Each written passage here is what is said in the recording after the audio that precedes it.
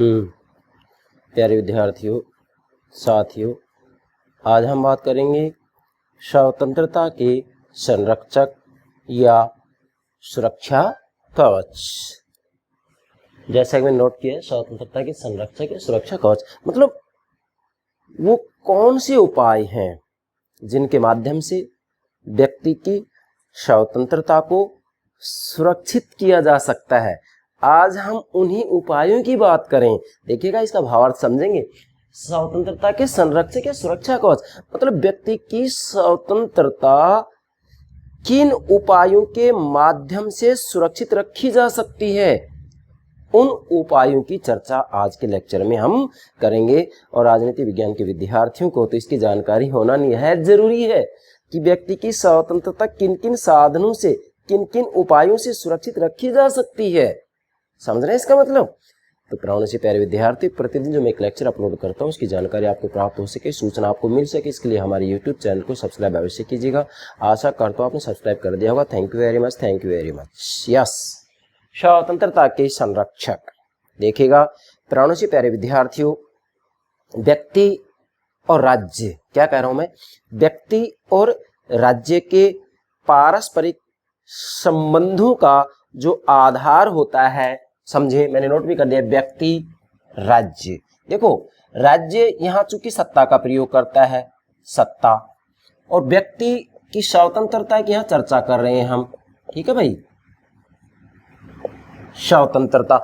अब व्यक्ति को स्वतंत्रता किससे चाहिए? सत्ता से तो चाहिए, राज्य से तो चाहिए कि भाई किसी भी रूप में सरकार मनमाना आचरण नहीं करे जिससे कि व्यक्तियों की स्वतंत्रता को खतरा हो। समझ रहे इसका मतलब? मतलब राज्य से व्यक्ति की स्वतंत्रता सुरक्षित हो, इसके लिए कौन कौन से उपाय अपनाए जाएं। अब व्यक्ति और राज्य के पारस्परिक संबंधों का जो आधार होता है वो कानून होता है, स्वतंत्रता होता है, समानता होता है, अधिकार होता है, इसके साथ में जो है न्याय होता है, दंड भी होता है, और राजनीतिक बाध्यकारिता भी होता है। राजनीतिक बाध्यकारिता पर मैंने अलग से लेक्चर अपलोड कर दिया है। इसी के साथ में यहाँ जो ये अधिकार और कर्तव्य है, इन दोनों को, कर्तव्य भी जो है इसका आधार होता है। तो अधिकार और कर्तव्य के ऊपर मैंने लेक्चर अपलोड कर दिया है। राजनीतिक बाध्यकारिता पर भी मैंने लेक्चर अपलोड कर दिया है। यह बात आपको नोट कर लेनी है। अब चूंकि व्यक्ति और राज्य के पारस्परिक संबंधों का आधार स्वतंत्रता भी है और स्वतंत्रता का ही हमारा लेक्चर चल रहा है, तो इसका मतलब ये हो गया कि भाई स्वतंत्रता को सुरक्षित कैसे रखा जाए, किन उपायों के माध्यम से स्वतंत्रता को सुरक्षित रखा जा सकता है, हम इन उपायों की चर्चा करेंगे। और मैंने यहाँ 11 उपाय नोट किए हैं। प्यारे विद्यार्थियों, इन सभी को समझना निहायत जरूरी है। देखिएगा, यहाँ मैंने सबसे पहले ये नोट किया है कि भाई स्वतंत्रता के संरक्षक या सुरक्षा कवच किसे कहा जाता है। पहले तो ये नोट करेंगे, क्या,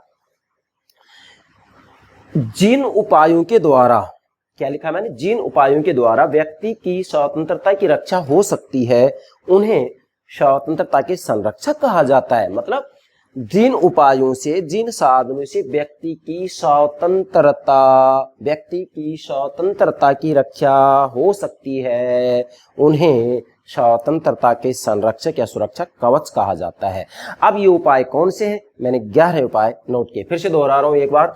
जिन उपायों द्वारा, इधर आइएगा, जिन उपायों द्वारा व्यक्ति की स्वतंत्रता की रक्षा हो सकती है उन्हें ही, उन उपायों को ही, उन साधनों को ही स्वतंत्रता के संरक्षक या सुरक्षा कवच कहा जाता है। जिनमें 11 मैंने यहाँ उपाय लिए हैं और अब चर्चा करते हैं इन उपायों की, जिसमें सबसे पहला उपाय है कानून का शासन। मतलब देखो, वैसे विधि के शासन की जो अवधारणा दी है, डायसी ने दी है, ये नोट करना है आपको, मैंने नोट भी कर दिया। डायसी मतलब मूलतः है विधि के शासन की अवधारणा डायसी ने दी है और यह वास्तविक रूप में ब्रिटेन के लिए प्रसिद्ध है। नोट करेंगे बात, डायसी ने अवधारणा दी है। अब कानून का जो शासन है ये व्यक्ति की स्वतंत्रता का पहला उपाय है। मतलब व्यक्ति की स्वतंत्रता की रक्षा हो सके इसका पहला उपाय या साधन है क्या? कानून का शासन। मतलब व्यक्ति की स्वतंत्रता तभी सुरक्षित हो सकती है जबकि उस देश के अंतर्गत, उस राष्ट्र राज्य के अंतर्गत विधि का शासन हो, कानून का शासन हो। मतलब विधि के शासन की सर्वोच्चता हो, किसी व्यक्ति विशेष का शासन नहीं हो बल्कि कानून का शासन हो। और जब कानून का शासन होगा तो वहां पर व्यक्ति की स्वतंत्रता सुरक्षित होगी। क्यों होगी? मैंने यहाँ 3 बातें नोट की हैं। पहला तो यह है कि वास्तव में जब विधि का शासन होता है, कानून का शासन होता है, तो उसके अंतर्गत एक साधारण व्यक्ति से लेकर के और राष्ट्रपति तक सभी विधि की दृष्टि में समान माने जाते हैं। किसी भी रूप में, चाहे मान लीजिएगा राष्ट्रपति के द्वारा कोई अपराध किया जाता है, साधारण व्यक्ति के द्वारा कोई अपराध किया जाता है, तो ऐसी स्थिति में किसी प्रकार का कोई भेदभाव नहीं किया जाएगा। तो इसलिए आप नोट करेंगे, साधारण व्यक्ति से राष्ट्रपति तक सभी विधि के अधीन होंगे, कानून के अधीन होंगे। विधि सर्वोच्च होगी, किसी व्यक्ति विशेष का आदेश सर्वोच्च नहीं होगा। किसी व्यक्ति विशेष का जो आदेश है उसके आधार पर फैसला नहीं लिया जाएगा बल्कि कानून के आधार पर फैसला लिया जाएगा। दूसरी बात मैंने लिखी है यहाँ, दंड तभी जब न्यायालय द्वारा सिद्ध हो। मतलब जब कानून का शासन होता है तो उसके अंतर्गत किसी भी व्यक्ति के द्वारा कोई अपराध कर दिया जाता है तो उसे दंड तभी मिलेगा जबकि न्यायालय के द्वारा सिद्ध कर दिया जाए कि भाई इस व्यक्ति ने अपराध किया है। मतलब ये जहां विधि का शासन होता है, कानून का शासन होता है, तो निश्चित रूप में वहां पर जो है दंड तभी दिया जाएगा अपराधी को जबकि न्यायालय के द्वारा उसको सिद्ध कर दिया जाए कि भाई इसने अपराध किया है। और तीसरी बात मैंने नोट की है, विधि के समक्ष समता। मतलब जहां कानून का शासन होगा वहां वास्तविक रूप में विधि के दृष्टि में सभी समान होंगे, सभी को विधि का समान संरक्षण मिलेगा। इसका भावार्थ ये होगा कि किसी भी रूप में जाति, धर्म, लिंग, भाषा इत्यादि के आधार पर कानून की दृष्टि से कोई भेदभाव नहीं किया जाएगा। वो एक अलग बात है कि आर्थिक दृष्टि से जो पिछड़े हुए वर्ग हैं, अल्पसंख्यक वर्ग हैं, इनके लिए हम भारत की बात करेंगे, जैसे हमारे यहाँ पर आरक्षण की व्यवस्था की गई है, मगर इसका तात्पर्य ये नहीं लिया जाएगा कि विधि के शासन का जो है उल्लंघन हो रहा है। 9, यहाँ तो वास्तव में उनको समानता के स्तर पर लाना चाह रहे हैं, इसलिए आरक्षण की व्यवस्था की जाती है। तो तीसरा होगा विधि के समक्ष क्षमता। तो वास्तव में जब कानून का शासन होगा, विधि का शासन होगा, तो व्यक्ति की स्वतंत्रता सुरक्षित रहेगी। ये पहला इसका जो है उपाय हो गया।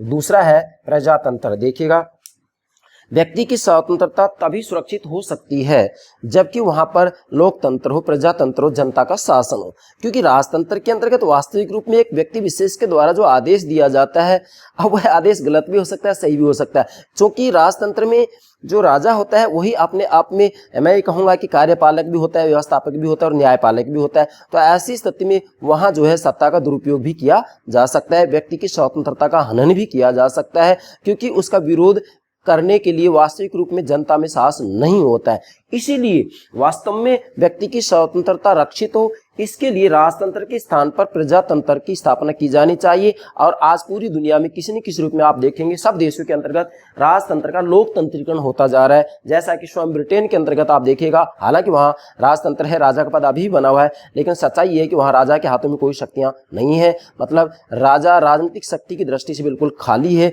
वास्तव में ब्रिटेन में शक्ति का प्रयोग, राजनीतिक शक्ति का प्रयोग लोक सदन के द्वारा किया जाता है, और लोक सदन जो कि जनता के द्वारा निर्वाचित सदन होता है। ठीक है, मतलब ब्रिटिश संसद द्विसदनीय है, पहला सदन लोक सदन है, दूसरा लॉर्ड सभा है। ठीक है भाई। तो फिर मैंने यहाँ फर्स्ट में लिखा है 2 आधारभूत सिद्धांत। इसका क्या मतलब है कि भाई लोकतंत्र प्रजातंत्र के 2 आधारभूत सिद्धांत होते हैं, स्वतंत्रता और समानता। स्वतंत्रता और समानता। तो इसलिए ये जरूरी है कि भाई अगर लोकतंत्र को बचाए रखना है तो व्यक्तियों की स्वतंत्रता को भी सुरक्षित किया जाए। अच्छा, तीसरा है इसका उपाय मौलिक अधिकार। देखिएगा, व्यक्ति की स्वतंत्रता तभी सुरक्षित हो सकती है राज्य से, सत्ता से, जबकि उस देश के संविधान के अंतर्गत व्यक्तियों के मौलिक अधिकारों को उल्लेख कर दिया जाए। जैसा कि भारतीय संविधान के अंतर्गत आप देखेंगे मौलिक अधिकारों को उल्लेख है, अमेरिका में देखिएगा, स्विट्जरलैंड में देखिएगा, है ये इन सभी देशों के अंतर्गत किसी न किसी रूप में जो है मौलिक अधिकारों का प्रावधान किया जाता है। किस लिए किया जाता है कि सरकार के द्वारा, सत्ता के द्वारा, राज्य के द्वारा किसी भी रूप में व्यक्तियों की स्वतंत्रता को नहीं छीना जाए। तो इसके लिए संविधान के अंतर्गत ही मौलिक अधिकारों का उल्लेख कर दिया जाता है। और इसके साथ में संविधान के अंतर्गत ही व्यवस्था कर दी जाती है। क्या व्यवस्था कर दी जाती है कि अगर व्यवस्थापिका और कार्यपालिका व्यक्तियों की जो मौलिक अधिकार हैं उनको छीनते हैं तो ऐसी स्थिति में न्यायपालिका उन मौलिक अधिकारों की रक्षा करती है। अर्थात संविधान के अंतर्गत ही वास्तविक रूप में मौलिक अधिकारों की सुरक्षा की व्यवस्था कर दी जाती है। जैसे मैं भारतीय संविधान का उदाहरण दूंगा तो भारतीय संविधान के अंतर्गत अनुच्छेद 32 में ये व्यवस्था की गई है, क्या व्यवस्था की गई है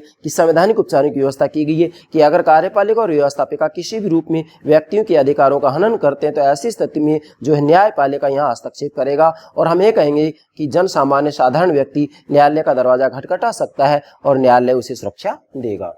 चौथा, न्यायपालिका व कार्यपालिका का पृथकीकरण। नोट करेंगे, न्यायपालिका व कार्यपालिका का पृथकीकरण। इसका मतलब क्या है कि व्यक्ति की स्वतंत्रता तभी सुरक्षित हो सकती है जबकि वास्तविक रूप में वहां पर सरकार के जो दो अंग है, मैं तो तीनों की बात करूंगा, न्यायपालिका, कार्यपालिका और व्यवस्थापिका भी चर्चा की जा सकती है। अर्थात विशेषकर न्यायपालिका और कार्यपालिका का पृथकीकरण हो। कैसे? मान लीजिएगा कार्यपालिका का काम है कानून की क्रियान्वित करना, तो कानून की क्रियान्वित करने का काम कार्यपालिका करे और इसके बाद में न्यायपालिका ये देखे कि कार्यपालिका कानून की क्रियान्वित जो है संविधान के अनुसार कर रही है या नहीं। तो ऐसी स्थिति में आप ये कहेंगे कि भाई वास्तव में व्यक्ति की स्वतंत्रता तभी सुरक्षित होगी जबकि न्यायपालिका और कार्यपालिका को बिल्कुल अलग अलग कर दिया जाए, ये दोनों ही मिलकर के कार्य ना करें। मान लीजिएगा कार्यपालिका कानूनी क्रियान्वित कर रही है तो न्यायपालिका के पास में अधिकार नहीं होना चाहिए, और इसी के साथ में न्यायपालिका न्यायिक निर्णय ले रही है तो कार्यपालिका के पास में अधिकार या शक्ति नहीं होनी चाहिए। तो इसलिए व्यक्ति की स्वतंत्रता तभी सुरक्षित होगी जबकि न्यायपालिका और कार्यपालिका की शक्ति का पृथक्करण कर दिया जाए। मैं तो यहाँ तक कहूँगा कि मॉन्टेस्क्यू ने जो शक्ति पृथक्करण का सिद्धांत दिया वो इसीलिए दिया है कि भाई वास्तविक रूप में व्यवस्थापिका, कार्यपालिका और न्यायपालिका इन तीनों को ही अलग अलग कार्य सौंपे जाएं जिससे कि व्यक्ति की स्वतंत्रता सुरक्षित हो, और विशेषकर न्यायपालिका और कार्यपालिका।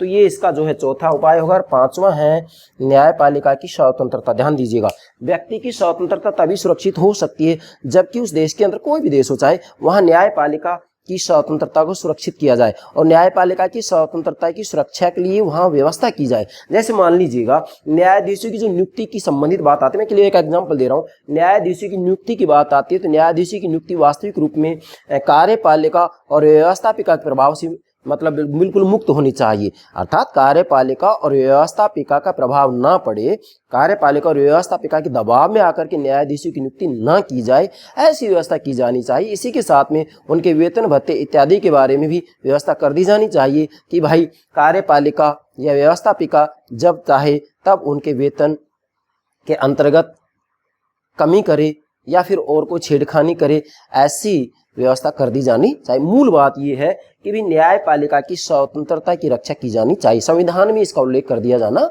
चाहिए। आप देखेंगे जितने भी लोकतांत्रिक शासन प्रणाली वाले देश हैं, कुछ अपवादों को छोड़कर सभी जगह न्यायपालिका की स्वतंत्रता की व्यवस्था संविधान में कर दी जाती है। आप हमारे भारत के अंतर्गत देख सकते हैं। ठीक है भाई। छठा है शक्ति का विकेंद्रीकरण। नोट करेंगे, शक्ति का विकेंद्रीकरण। देखिएगा, व्यक्ति की स्वतंत्रता तभी सुरक्षित हो सकती है जबकि यहाँ जो शक्ति सत्ता है यहाँ उसको विभाजित कर दिया जाए। मतलब शक्ति का केंद्रीकरण नहीं हो, एक जगह केंद्रीकरण नहीं हो, बल्कि शक्ति का विकेंद्रीकरण हो जाए अनेकों स्तरों के ऊपर। कैसे? मान लीजिएगा, मैंने केवल इतना नोट किया, केंद्र, राज्य, स्थानीय शासन। मतलब देखो, शक्ति जब विभाजित कर दी जाती है, जैसे केंद्र में दे दी, राज्य में दे दी और स्थानीय शासन, स्थानीय स्थान पर शक्ति बांट दी गई, तो जब वास्तव में शक्ति विभाजित कर दी जाती है, जैसे केंद्र में, राज्य में और स्थानीय स्तर पर शक्ति विभाजित कर दी जाती है, तो इसका मतलब यहाँ शक्ति एक जगह केंद्रित नहीं हो रही है बल्कि शक्ति विभाजित हो रही है। और जो ये शक्ति विभाजित की जा रही है इसे ही कहते हैं शक्ति का विकेंद्रीकरण। और इसके ऊपर गांधी जी ने बल दिया था। उन्होंने कहा था कि भाई ग्रामीण स्तर पर ग्रामीण पंचायत होनी चाहिए, और हम देखेंगे भारत के अंतर्गत इसकी व्यवस्था भी की गई है।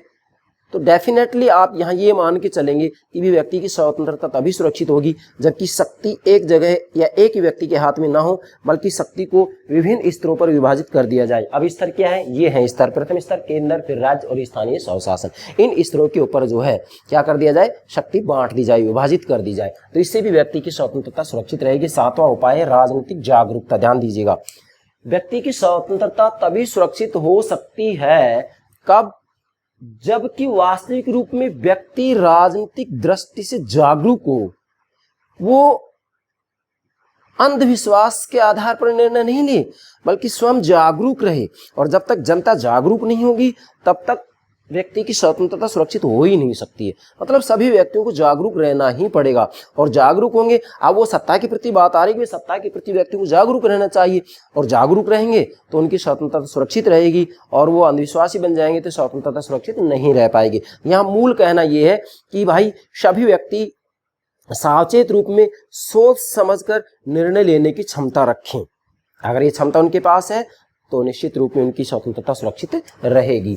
यहाँ 2 कोटेशन लिखे मैंने वाक्यांश। पहला है H.J. Laski, Herald Joseph Laski, इनकी जो बहुत महत्वपूर्ण पुस्तक है उसका नाम है ग्रामर ऑफ पॉलिटिक्स, राजनीति का व्याकरण। नोट करेंगे। लास्की का कहना है कि नागरिकों की भावना न कि कानून की शब्दावली स्वतंत्रता की सुरक्षा है। नोट करेंगे यहाँ इन्होंने कहा है कि नागरिकों की भावना मतलब नागरिक वास्तव में जागरूक होने चाहिए और उनकी जागरूकता ही स्वतंत्रता की सुरक्षा है, कानून की शब्दावली नहीं। कानून में क्या कुछ लिख दिया गया इससे उनकी स्वतंत्रता सुरक्षित नहीं होगी, बल्कि एक प्रकार से वो जागरूक होने चाहिए, सचेत होने चाहिए। इसलिए लास्की कह रहे हैं कि नागरिकों की भावना न कि कानून की शब्दावली स्वतंत्रता की सुरक्षा है। दूसरा लॉर्ड ब्राइस कह रहे हैं कि सतत जागरूकता ही स्वतंत्रता की कीमत है। नोट कीजिएगा, सतत निरंतर सतत जागरूकता ही स्वतंत्रता की कीमत है। मतलब है लॉर्ड ब्राइस का कहना है कि भी व्यक्तियों को निरंतर जागरूक रहना चाहिए। यहाँ पर जो है सरकार के द्वारा क्या कानून बनाए जा रहे हैं तो इन कानूनों की उसे जानकारी होनी चाहिए।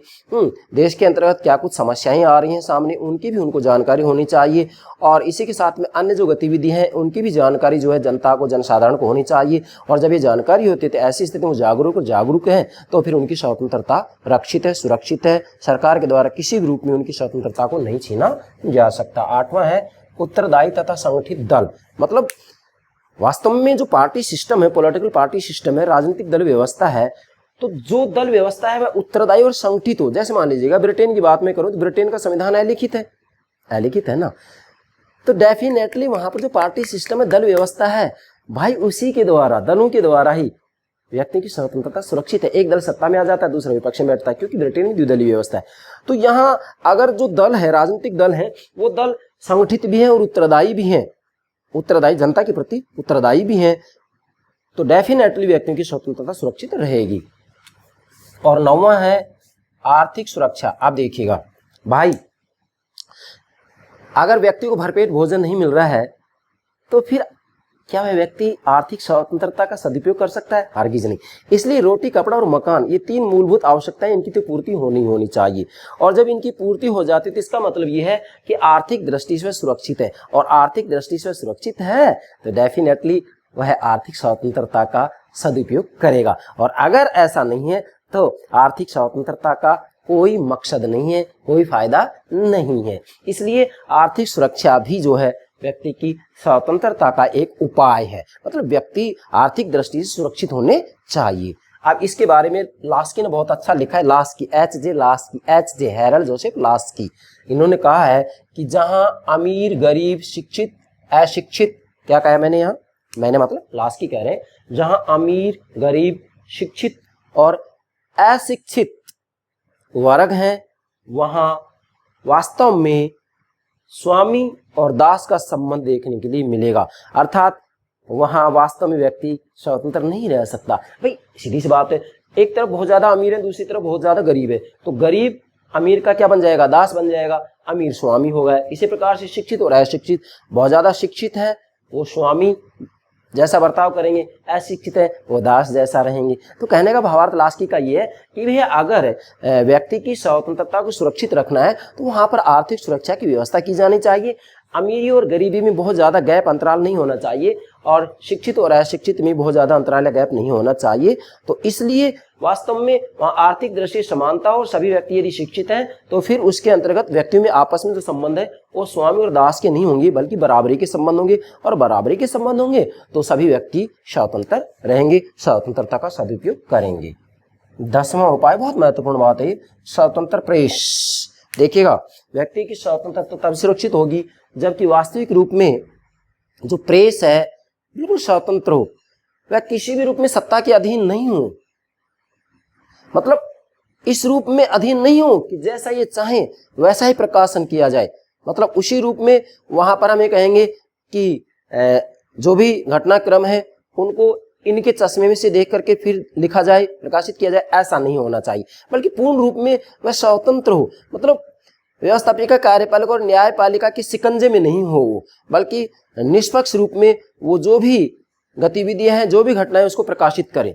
और यदि ऐसा किया जा रहा है तो डेफिनेटली व्यक्ति की स्वतंत्रता सुरक्षित रहेगी। मान लीजिएगा राज्य के द्वारा किसी भी रूप में, सत्ता के द्वारा किसी भी रूप में, सरकार के द्वारा किसी भी रूप में कोई गलत कानून बनाया जाता है, तो स्वतंत्र रूप में जो ये स्वतंत्र प्रेस है वो उन गतिविधियों को प्रकाशित करे, किसी का भय नहीं होना चाहिए। और ये ऐसा है तो व्यक्ति की स्वतंत्रता सुरक्षित है। जैसा कि मैंने यहाँ लिखा है, लास्ट की कह रहे हैं, यदि सोचने पर प्रतिबंध है, देखिएगा यहाँ क्या करें, यदि सोचने पर प्रतिबंध है तो व्यक्ति चिंतन छोड़ देगा। सीधी सी बात है, सोचने पर प्रतिबंध लगा दिया गया तो व्यक्ति चिंतन करना छोड़ देगा।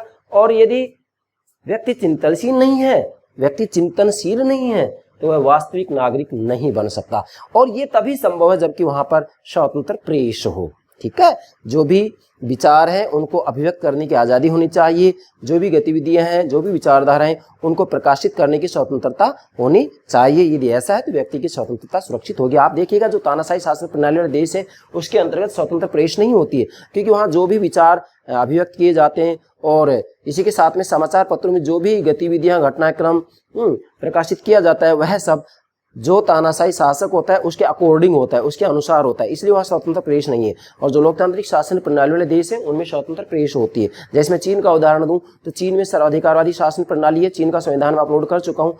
तो वहाँ वास्तविक रूप में साम्यवादी दल जैसा कहता है ना, उसके अकॉर्डिंग ही वहाँ विचार अभिव्यक्त किए जाते हैं, उसके अनुसार ही वहाँ वास्तविक रूप में समाचार पत्रों में गतिविधियाँ, जो घटनाएं हैं वो प्रकाशित की जाती हैं।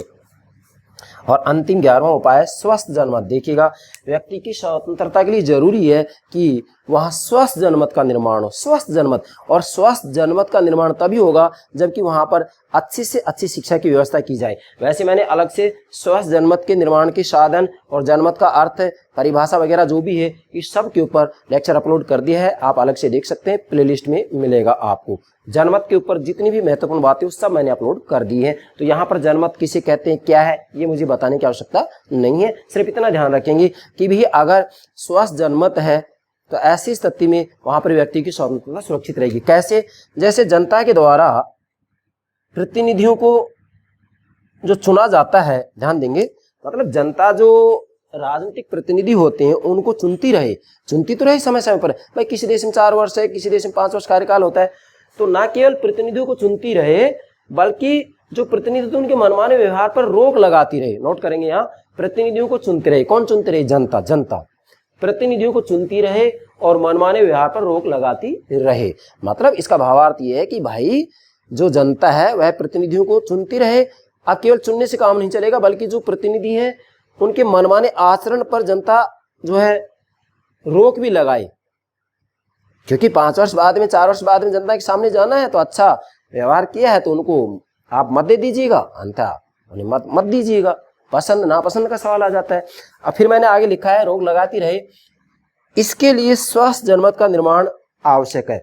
मतलब भाई राजनीतिक प्रतिनिधियों के आचरण पर तभी प्रतिबंध लगाया जा सकता है जनता के द्वारा जबकि वहाँ स्वस्थ जनमत हो। और स्वस्थ जनमत किसे कहते हैं? स्वस्थ जनमत का सीधा सा अर्थ होता है कि भाई जो जनता होते हैं, जनसाधारण होते हैं, उनमें इतना विवेक तो होना चाहिए कि वो ठीक से अच्छा से निर्णय ले सके कि किस प्रतिनिधि को मत देना है, किसको नहीं देना है, कौन सा कानून इन्होंने जो बनाया है अच्छा है कि बुरा है। ऐसा विवेक तो उनमें होना चाहिए। और ऐसा विवेक तभी होगा जबकि वहां पर शिक्षा की ठीक से व्यवस्था कर दी जाए। मतलब विशेषकर जो जनमत का निर्माण होता है वह शिक्षा के माध्यम से ही किया जाता है। फिर मैंने लिखा है स्वस्थ जनमत का निर्माण आवश्यक। और इसके बाद मैंने लिखा है कि जनमत के सामने अगर मान लीजिएगा स्वस्थ जनमत है, जनता विवेकवान है, तो ऐसी स्थिति में ये नोट कीजिएगा कि जिस देश के अंतर्गत वास्तव में स्वस्थ जनमत है, जनता विवेकवान है, वहां निरंकुश से निरंकुश शासक को भी जनमत के सामने झुकना पड़ता है।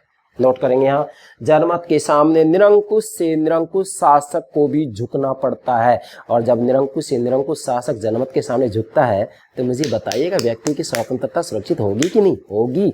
इसलिए अगर स्वतंत्रता को सुरक्षित रखना है तो स्वस्थ जनमत का निर्माण हो, इसके लिए ऐसी व्यवस्था वहां पर कर दी जानी चाहिए, चाहे देश कोई भी क्यों ना हो। अब जब ये 11 के 11 उपाय हैं, इनको अपना लिया जाएगा, कोई भी देश क्यों ना हो, मैं एक देश की बात नहीं बोल रहा हूँ, कोई भी देश क्यों ना हो, जब ये 11 उपाय की व्यवस्था कर दी जाएगी तो डेफिनेटली व्यक्ति की स्वतंत्रता राज्य से, सत्ता से सुरक्षित रहेगी। ठीक है भाई, ये हो गए व्यक्ति की स्वतंत्रता के संरक्षक या सुरक्षा कवच। मतलब व्यक्ति की स्वतंत्रता कैसे सुरक्षित रहे, इसके लिए कौन सी उपाय या साधनों को अपनाया जाए। मैंने यहाँ 11 उपाय या साधन बतलाए हैं, आप नोट कीजिएगा। और राजनीति विज्ञान के विद्यार्थियों को तो इसकी जानकारी होना अति आवश्यक है। मुझे विश्वास है आप ये सब बातें ठीक से समझ गए होंगे। Yes, okay, thank you very much, thank you very much.